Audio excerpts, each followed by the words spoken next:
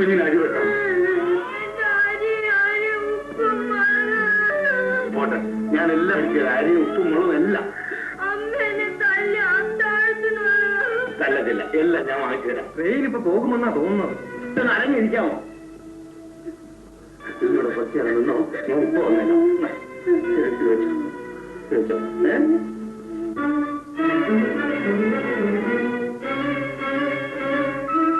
ചുമ്മാ വീട്ടിൽ പോ. കുളത്തിൽ മുങ്ങി കാറ്റിലിരുന്ന ആള് പപ്പു.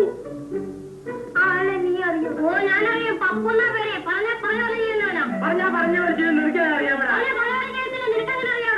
ഒറ്റ ഇനി അയാള് വരത്തില്ല, നീ വീട്ടിൽ പോ. നിങ്ങൾ എന്തുവാണ്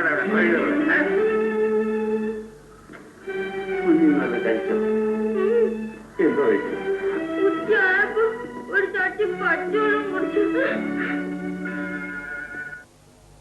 സ്നേഹം ദൗർബല്യമായുള്ള കരുണയും സഹാനുഭൂതിയും ഒരിക്കലും കൈവിടാത്ത ഒരാളായിരുന്നു എതിർപ്പിന്റെയും പടവെട്ടലിന്റെയും പ്രതീകം കൂടിയായ കേശവദേവ് എന്ന സാഹിത്യകാരൻ.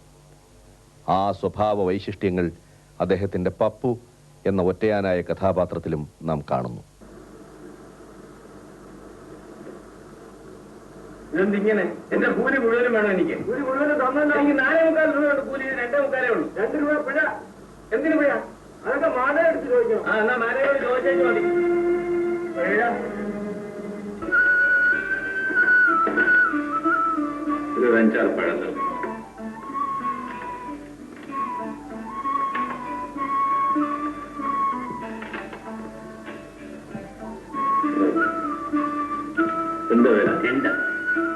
പി കേശവദേവ് സൃഷ്ടിച്ച അവിസ്മരണീയ കഥാപാത്രമായ പപ്പുവിനെ നമുക്കെന്ന് ഓർമ്മിക്കാവുന്ന ഒന്നാക്കി പുനഃസൃഷ്ടിച്ചു പ്രഗത്ഭ നടനായ സത്യൻ. നമ്മുടെ സാഹിത്യത്തിലും സിനിമയിലും സംഭവിച്ച അപൂർവമായ ഒരു ഒത്തുചേരൽ കേശവദേവും സത്യനും. കേശവദേവിന്റെ ആത്മാംശം ഉൾക്കൊള്ളുന്ന കരുത്തുറ്റ കഥാപാത്രം പപ്പു.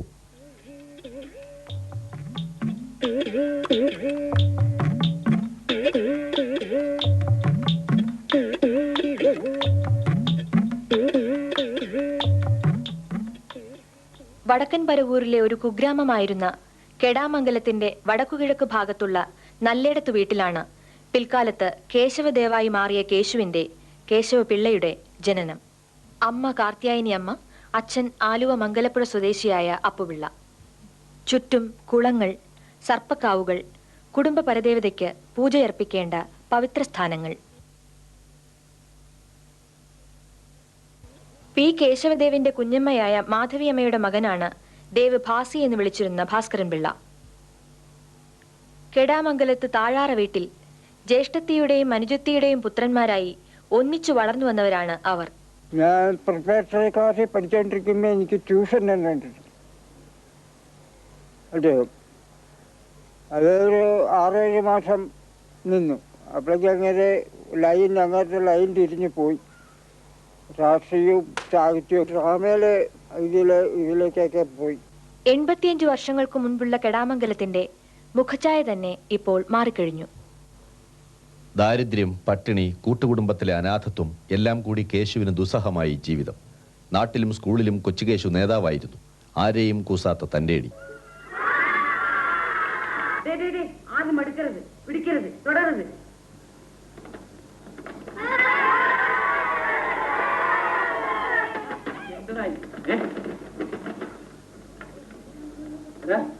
ഈ കിളിയെ പിടിച്ച് ക്ലാസ്സിൽ കൊണ്ടുവന്നു നീയാണോ? അതെ സാർ. ഇറങ്ങടാ പുറത്ത്.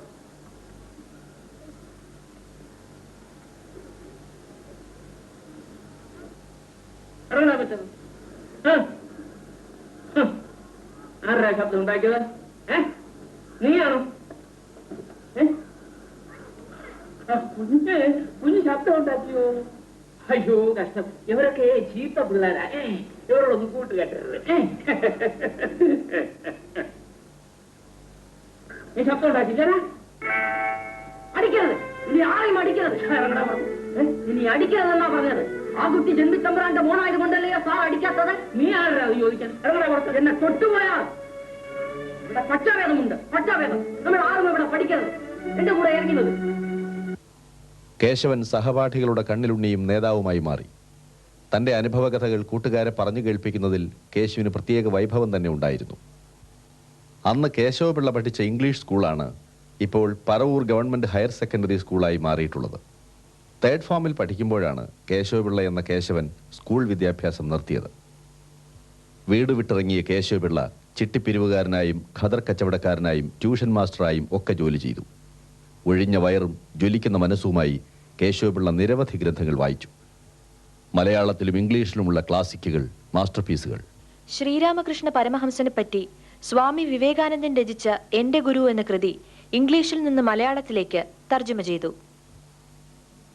നിരന്തരമായ പാടുപെടലിന്റെ കാലമായിരുന്നു കേശവന് യൗവനം.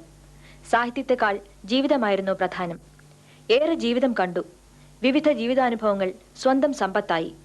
ബുദ്ധിമുട്ടിന്റെ, ഇല്ലായ്മയുടെ വർഷങ്ങൾ. പലതും പറയാനുണ്ടായിരുന്ന കേശവൻ അത് പറഞ്ഞു തുടങ്ങി. രചനകളിലൂടെ, പ്രസംഗങ്ങളിലൂടെ, ഉച്ചഭാഷണിയുടെ വരവിന് മുമ്പും പിമ്പും ദേവിന്റെ ശബ്ദം ഉച്ചസ്ഥായിയിൽ തന്നെയായിരുന്നു. 20 പേരുള്ള യോഗത്തിൽ കേശവൻ പ്രസംഗിക്കുന്നത് 20,000 പേരുള്ള യോഗത്തിലെന്ന പോലെയാണ്. പ്രഭാഷകനായ കേശവദേവ്, ചിന്തയുടെ അണക്കെട്ടുകൾ പൊട്ടിക്കുന്ന, വികാരങ്ങൾക്ക് തീ കൊളുത്തുന്ന വാഗ്മിത. കേരളം എന്നും ഓർക്കാനിടയുള്ള ഒരു അനുഭവമാണ് ദേവിന്റെ പ്രസംഗങ്ങൾ. സ്വരാജ്യയും യങ് ഇന്ത്യയും വായിച്ചിരുന്ന, ഗാന്ധിജിയെ അകലെ നിന്ന് ബഹുമാനിച്ചിരുന്ന കേശവന് ആലുവ മണപ്പുറത്ത് വെച്ച് കേട്ട ഒരു തീപ്പൊരി പ്രസംഗം അപൂർവ അനുഭവമായി. പുലയനയ്യപ്പൻ എന്ന് സ്വന്തം സമുദായക്കാരാൽ വിളിക്കപ്പെട്ട, ഞരമ്പുകളിൽ എരുതിയായി പടർന്നു കയറുന്ന സഹോദരനയ്യപ്പന്റെ പ്രഭാഷണം കേശവന്റെ ജീവിതത്തിൽ ഒരു വഴിത്തിരിവായി. പുസ്തകലോകത്തിൽ സഞ്ചരിക്കുന്നതോടൊപ്പം തന്നെ ചുറ്റുമുള്ള സാമൂഹ്യ വ്യവസ്ഥിതിയിലേക്ക് ചുഴിഞ്ഞിറങ്ങാനും ആ പ്രസംഗം കേശവനെ പ്രേരിപ്പിച്ചു. ജാതിയെ, ജാതി വ്യത്യാസങ്ങളെ കേശവപിള്ള അംഗീകരിച്ചില്ല. തീണ്ടിക്കൂടാത്തവരെ കേശവൻ തീണ്ടും, തൊട്ടുകൂടാത്തവന്റെ തോളിൽ കൈയിട്ട് നടക്കും. സവർണരായ ബന്ധുക്കളുടെ രോഷം വകവയ്ക്കാതെ അവരോടുള്ള കാലഹരണപ്പെട്ട ആചാരങ്ങളോടുള്ള വെല്ലുവിളി എന്ന മട്ടിൽ. നല്ലേടത്ത് തറവാട്ടിൽ പത്മനാഭ പിള്ള കാരണവരുടെ അനന്തിരവനായ കേശവപിള്ളയ്ക്ക് തന്റെ പേരിലെ പിള്ള ഒരു ഭാരമായി തോന്നി. ജാതി സൂചിപ്പിക്കുന്ന അത് ഒഴിവാക്കാൻ തന്നെ കേശവപിള്ള തീരുമാനിച്ചു.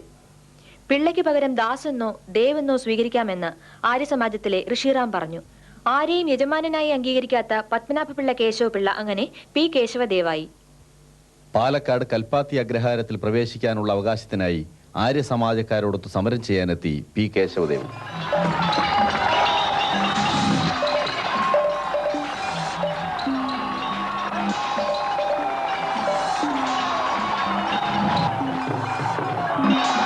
Don't kill each other.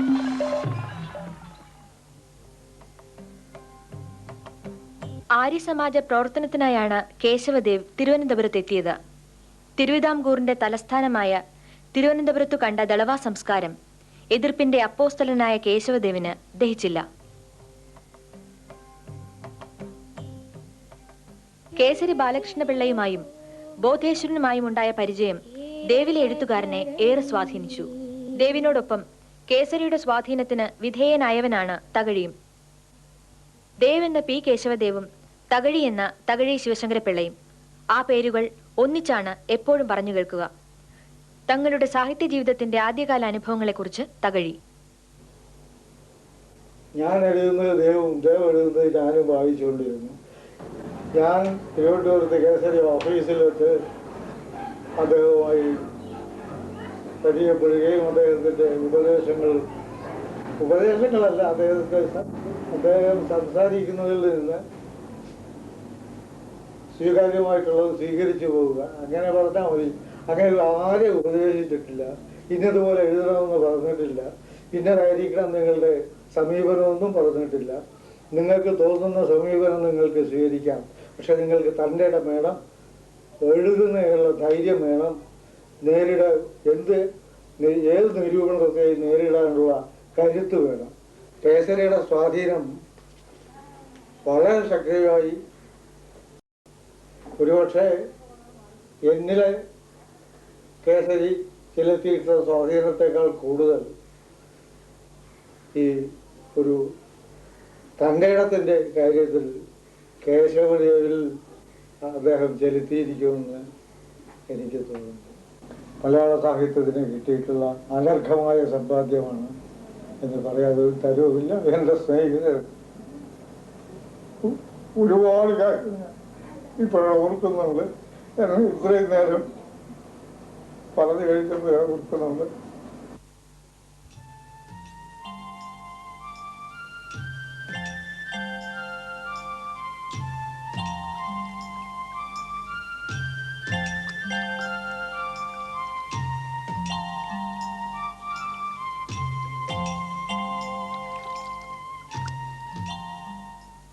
ഇതിനകം ആലപ്പുഴ കയർ തൊഴിലാളികളുടെ സംഘാടകനും നേതാവുമായും CP രാമസ്വാമി അയ്യരുടെ ദുർഭരണത്തിന്റെ രൂക്ഷ വിമർശകനായും മാറിക്കഴിഞ്ഞിരുന്നു കേശവദേവ്. കക്ഷി രാഷ്ട്രീയത്തിന് അതീതമായി സാഹിത്യത്തെയും സാഹിത്യകാരന്മാരെയും കാണാൻ കഴിഞ്ഞിരുന്ന ശ്രീ C. അച്യുതമേനോൻ മലയാളത്തിലുണ്ടായിട്ടുള്ള ഏറ്റവും മികച്ച തൊഴിലാളി വർഗ നോവൽ ശ്രീ P. കേശവദേവിന്റെ കണ്ണാടിയാണ് എന്ന് പറഞ്ഞിട്ടുണ്ട്. ആലപ്പുഴയിലെ തൊഴിലാളി വർഗം സംഘടന കൊണ്ടും അറിവ് കൊണ്ടും ശക്തരാകുന്നതിന്റെ ജീവസുറ്റ ചിത്രങ്ങളാണ് 8 ഭാഷകളിലേക്ക് തർജ്ജമ ചെയ്തിട്ടുള്ള ഈ മികച്ച നോവൽ ഒരുക്കിയിരിക്കുന്നത്. ഒരു സാഹിത്യകാരൻ എന്ന നിലയ്ക്ക് അദ്ദേഹത്തിനുള്ള സ്ഥാനം ഉയർന്നതാണ്. അവിടെയും അദ്ദേഹത്തെ ഒരു സാഹിത്യകാരനാക്കിയത് അദ്ദേഹത്തിന് ജനങ്ങളോട്, വിശേഷിച്ചും അധ്വാനിക്കുന്ന ബഹുജനങ്ങളോട് ഉള്ള ബന്ധവും അനുഭവവുമാണ്. അത് അദ്ദേഹത്തിന് പല നോവലുകളിലും കാണാൻ കഴിയും. ആ നോവലുകളിലെല്ലാം തന്നെ ഈ രാജ്യത്തെ പാവപ്പെട്ട ബഹുജനങ്ങളുടെ ജീവിതം, സമരങ്ങൾ എന്നിവയെ ചിത്രീകരിക്കാനാണ് അദ്ദേഹം പുറപ്പെട്ടത്. ആ നിലയ്ക്ക് ഈ രാജ്യത്തെ വിപ്ലവ ബഹുജന പ്രസ്ഥാനം വളർത്തിയെടുക്കുന്നതിൽ തന്നെ അദ്ദേഹം പങ്കുകൊണ്ടു. വിശേഷിച്ച് ആ പ്രസ്ഥാനത്തിന് സാഹിത്യപരമായും കലാപരമായും ഉള്ള വ്യക്തിത്വം നൽകുന്നതിൽ അദ്ദേഹം പ്രധാനമായ പങ്കുവഹിച്ചു. നോവലിസ്റ്റും കഥാകൃത്തും നാടകകൃത്തുമായ ശ്രീ P. കേശവദേവ് നാടക സംവിധായകനായി തിരുവനന്തപുരത്തെ ആകാശവാണി നിലയത്തിലെത്തുന്നത് 50കളിലാണ്. ശ്രീ P. കേശവദേവ് അലങ്കരിച്ച ഏക സർക്കാർ ഉദ്യോഗം. ഭാര്യയായ ശ്രീമതി ഗോമതി ദേവുമായുള്ള കുടുംബജീവിതത്തിന്റെ അപസ്വരങ്ങൾ കേശവദേവിനെ വല്ലാതെ തളർത്തുകയും അവശനാക്കുകയും ചെയ്ത കാലഘട്ടം. തീയിൽ നിന്നിട്ടെന്ന പോലെ വെന്തുനീറിയ ദേവിന് ആശ്വാസവും പ്രതീക്ഷയുമായി മാറി അയൽപ്പക്കത്തെ ഹൈസ്കൂൾ വിദ്യാർത്ഥിനിയായ സീതാലക്ഷ്മി. പ്രായവ്യത്യാസം ഇരുവരും മറന്നു. കേശവദേവ് എന്ന എഴുത്തുകാരനെ, ഓടയിൽ നിന്ന് എന്ന നോവലിന്റെ കർത്താവിനെ നെഞ്ചിലേറ്റി നടന്നവളാണ് പാവാടക്കാരിയായ സീതാലക്ഷ്മി.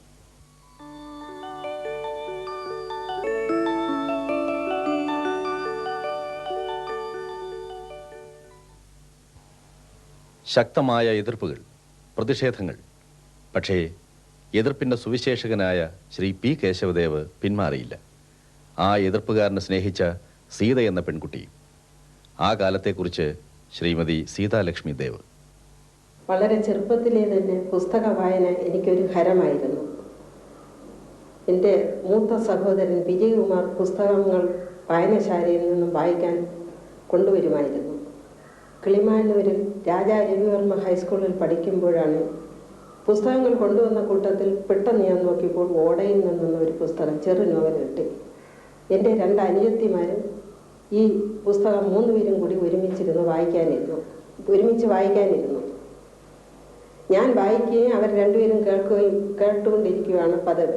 അതുപോലെ വായിക്കാനിരുന്നു. വായിച്ചു കഴിഞ്ഞതിന് രാത്രിയാണ്, ഏകദേശം 12 മണിയോളം ആകും. ഞാൻ പറഞ്ഞു, ഇയാളെ ഒന്ന് കാണണം എനിക്ക്. കുറേ ദിവസം കഴിഞ്ഞു. പെട്ടെന്നായിരുന്നു തിരുവനന്തപുരത്ത് ഞങ്ങൾക്ക് സ്കൂളിൽ അഡ്മിഷൻ കിട്ടി എന്ന അമ്മയുടെ കത്ത് വരുന്നത്. തിരുവനന്തപുരത്ത് വന്നു ഒരു വീട് വാടകയ്ക്കെടുത്ത്, തക്കാട്ട് ഹോസ്പിറ്റലിനടുത്താണ്. ഒരു ദിവസം കൊച്ചണ്ണൻ വന്ന് എന്നോട് പറഞ്ഞു, നീ പണ്ടൊരു ആളിനെ കാണണമെന്ന് പറഞ്ഞാൽ അറിയാമോ? അറിയാമല്ലോ. ആരാ? കേശവദേവ്. ഇല്ല, വീട്ടിലാണ് താമസിക്കുന്നത്. പിറ്റേ ദിവസം രാവിലെ സ്കൂളിൽ പോകാനിറങ്ങി. ഞാൻ എല്ലാവരോടുമായിട്ട് പറഞ്ഞു, കേശവദേവനെ കാണും, സംസാരിക്കും, ചിരിക്കും. മക്കളെ, നീ സൂക്ഷിച്ചു ബഹുമാനത്തോടുകൂടി പെരുമാറണം, അമ്മ വിളിച്ചു ഉപദേശിച്ചു. ഞങ്ങൾ 3 പേരും നടന്നു കേശവദേവിൻ്റെ മുറ്റത്തെത്തി. മുറിയിലകത്ത് നോക്കിയപ്പോൾ ഒരു പ്രായമായ വ്യക്തി ഇങ്ങനെ നോക്കിക്കൊണ്ട് നിൽക്കുന്നു. ഞാൻ അവിടെ വളരെ സാവധാനത്തിൽ നടന്നു. എൻ്റെ 2 അനുജത്തിമാരും എന്നെ പിടിച്ചു മാറ്റിയിട്ട് ഒറ്റ ഓട്ടം ഓടി റോഡിലേക്ക്. ഞാൻ നോക്കി, എന്നെ നോക്കി ചിരിച്ചു. ഞാനും ചിരിച്ചു. തിരിച്ചു ഓടി അവരോടൊപ്പം എത്തിയിട്ട് പറഞ്ഞു, കഷണ്ടി തല, കാശിന് കൊള്ളത്തില്ല, വയസ്സായി. ഉടനെ അവരെല്ലാവരും കൂടെ ആർത്ത് ചിരിച്ചു. അദ്ദേഹത്തെ കണ്ടുമുട്ടി. എനിക്ക് വലിയ ആരാധന തോന്നി. വീണ്ടും വീണ്ടും കാണണമെന്ന് തോന്നി. വളരെ വിപ്ലവകരമായി ഞങ്ങളുടെ വിവാഹം നടന്നു. കാരണം ഞങ്ങളുടെ പ്രായവ്യത്യാസമായിരുന്നു ഈ ബഹളത്തിനെല്ലാം കാരണം. സീതയെ കൂട്ടുകാരിയായി കിട്ടിയപ്പോൾ ശ്രീദേവിന് ആകാശവാണിയിലെ ജോലി നഷ്ടപ്പെട്ടു. അപ്പോഴും പൂജപ്പുര പോലീസ് സ്റ്റേഷൻ എതിർവശത്തുള്ള വാടക കെട്ടിടത്തിൽ നിന്ന് സാഹിത്യത്തിലെ ആ റൗഡിയുടെ അട്ടഹാസവും പൊട്ടിച്ചിരിയും ഉയർന്നു കേട്ടു. റൗഡി എന്നൊരു നോവൽ തന്നെ അദ്ദേഹം എഴുതി. പക്ഷെ ഒന്നുണ്ട്, കേശവദേവ് റൗഡി തന്നെയായിരുന്നു, സ്നേഹദുർബലനായ റൗഡി. കൂട്ടുകാരും ആരാധകരും ശിഷ്യന്മാരും ആ ഗുരുവിനെ തേടി അവിടെ എത്തി. ശ്രീ കേശവദേവ് സഖാക്കൾ എന്നൊരു കഥ എഴുതിയിട്ടുണ്ട്. ആ കഥയിലെ കഥാപാത്രങ്ങൾ രണ്ടുപേരും എഴുത്തുകാരാണ്. കഥ പറയുന്ന കഥാകൃത്തായ ദേവും തൻ്റെ സുഹൃത്തായ വൈക്കം മുഹമ്മദ് ബഷീർ. ശ്രീ ദേവിനെ കൂട്ടുകാരനായ ശ്രീ ബഷീർ ഓർക്കുന്നു. മലയാള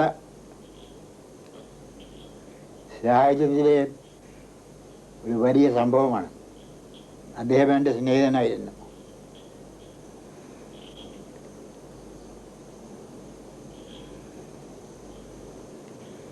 ദേവ് തകഴി, പൊൻകുന്നം പറക്കി, ലളിതാംബികേന്ദ്രജനം,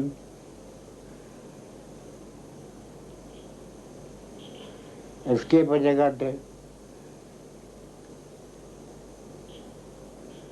ഇതൊക്കെ ഒരു കാലഘട്ടമായിരുന്നു. അതിൽ തകഴിയും വർക്കിയും ഞാനുമാണ് ബാക്കിയുള്ളത്. ദേവ് എൻ്റെ പ്രത്യേക സ്നേഹിതനായിരുന്നു. MP പോളും കേശവദേവും തകഴിയും കാരൂർ നീലകണ്ഠപിള്ളയും മറ്റും ചേർന്ന് തുടങ്ങിയതാണ് സാഹിത്യകാരന്മാരുടേതായ കോട്ടയത്തെ സാഹിത്യ പ്രവർത്തക സഹകരണ സംഘം. ലോക ചരിത്രത്തിൽ ആദ്യമായി പുസ്തകത്തിന്റെ പ്രസാധനത്തിനും വിൽപ്പനയ്ക്കുമായി എഴുത്തുകാർ സ്വയം സംഘടിച്ചു. 1966 മുതൽ 1968 വരെ കേശവദേവ് സാഹിത്യ പ്രവർത്തക സഹകരണ സംഘം പ്രസിഡന്റായിരുന്നു. സംഘത്തിന്റെ പ്രസ്സാണ് നാട്ടകത്തെ ഇന്ത്യ പ്രസ്. സംഘത്തിന്റെ വിൽപ്പനശാലയായ നാഷണൽ ബുക്ക് സ്റ്റോൾ തുടങ്ങിയത് കേശവദേവ്, PC കോരുത്, DC കിഴക്കേമുറി എന്നിവർ ചേർന്നാണ്.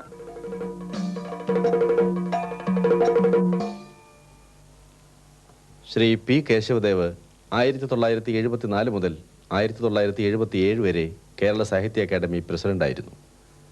ശ്രീ ഉറൂബായിരുന്നു വൈസ് പ്രസിഡന്റ്.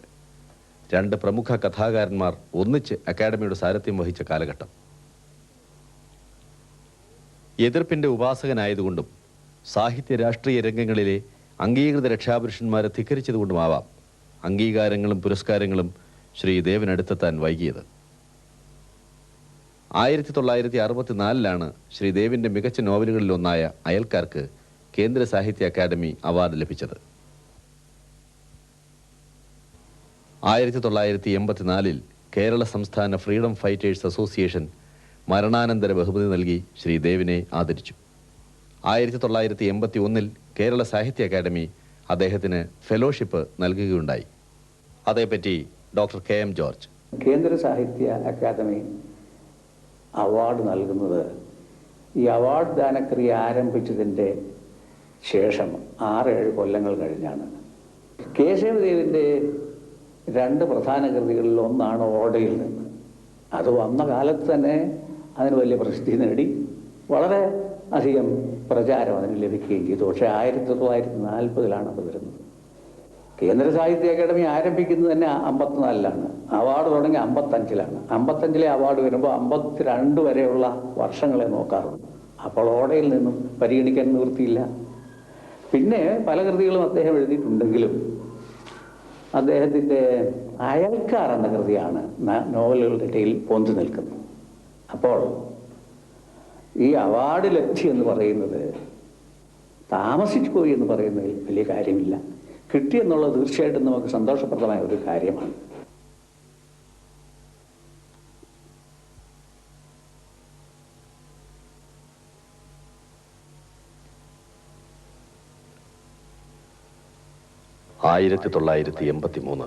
ജൂലൈ 1 കേശവദേവ് എന്ന കൊടുങ്കാറ്റ് അവസാനിച്ച ദിവസം.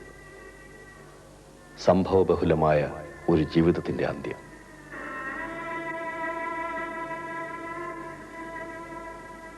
ശ്രീ P. കേശവദേവിന്റെ പ്രസംഗങ്ങൾ പലവട്ടം കേട്ട ആവേശം കൊണ്ട VJT ഹാളിലാണ് അന്ത്യവിശ്രമത്തിന് മുമ്പ് ആ ആത്മാവ് തെല്ലുനേരം തങ്ങി നിന്നത്.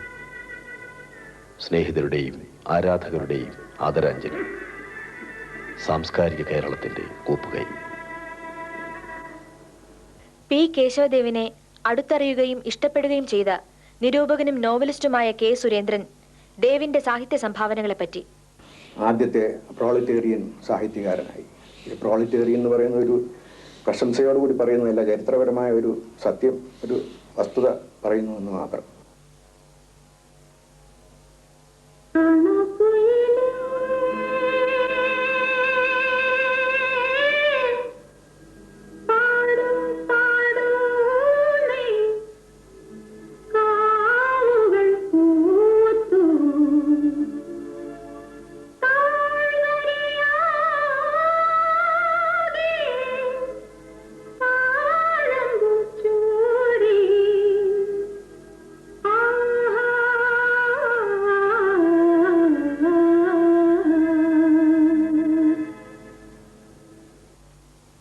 പി കേശവദേവ് ഉപയോഗിച്ചിരുന്ന എഴുത്തുമേശയും കസേരയും പുസ്തകങ്ങളുമെല്ലാം അതേപടി 1983 ജൂലൈ 1-ാം തീയതി ദേവ് മരിക്കുന്ന ദിവസം ഉണ്ടായിരുന്നതുപോലെ തന്നെ സൂക്ഷിച്ചിട്ടുണ്ട് ഭാര്യ സീതാലക്ഷ്മി ദേവും മകൻ ജ്യോതിദേവും. എതിർപ്പുകാരനും നിഷേധിയും വിപ്ലവകാരിയുമായ ഒരു മനുഷ്യനല്ലേ ജ്യോതിയുടെ അച്ഛൻ എന്ന് ചോദിച്ചാൽ ഒരുപക്ഷെ എൻ്റെ മറുപടി അല്ല എന്നായിരിക്കാം. കാരണം എന്നെ അതിരറ്റ് സ്നേഹിച്ചിരുന്ന എൻ്റെ അച്ഛനായിരുന്നു പി കേശവദേവ.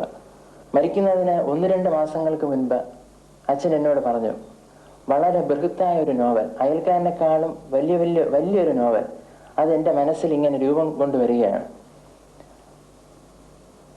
ഞാൻ പറഞ്ഞു, അച്ഛൻ എന്നാ അവർക്ക് എഴുതാം. പക്ഷെ വിറകിൽ കാരണം അദ്ദേഹത്തിന് സ്വയം അത് എഴുതാൻ സാധിക്കില്ലായിരുന്നു. പറഞ്ഞു കൊടുത്ത് എഴുതുന്ന ശീലവും അച്ഛനില്ലായിരുന്നു. എങ്കിലും ഞങ്ങളുടെ നിർബന്ധം കാരണം അച്ഛൻ അത് എന്നോട് പറഞ്ഞ് ആദ്യത്തെ ഒരു അധ്യായം ഞാൻ എഴുതി. നിർഭാഗ്യവശാൽ ആ നോവൽ പൂർത്തിയാക്കുവാൻ വിധി അനുവദിച്ചില്ല. ശ്രീ പി കേശവദേവും നമ്മെ വിട്ടുപോയിരിക്കുന്നു. 10 വർഷങ്ങൾക്ക് മുമ്പ് ആ ശബ്ദം നിലച്ചു. പക്ഷേ ആ ശബ്ദത്തിന്റെ അലകൾ ഇവിടെ എന്നും നിലനിൽക്കും. നട്ടെല്ല് നഷ്ടപ്പെട്ടിട്ടില്ലാത്ത ഏതൊരാൾക്കും എന്നും ഒരാവേശമായിരിക്കും ശ്രീദേവ്. എഴുത്തുകാരനായ, പ്രഭാഷകനായ, എതിർപ്പുകാരനായ, സ്വന്തം അഭിപ്രായം വെട്ടിത്തുറന്നു പറയാനുള്ള ധീരത എന്നും കാണിച്ച ശ്രീദേവ്. എന്നും ഓർക്കാവുന്ന ഒരു സ്മരണ, എന്നും നമുക്ക് വഴികാട്ടാവുന്ന ഒരു തുള്ളി വെളിച്ചം. ദേവ്, കേശവദേവ്.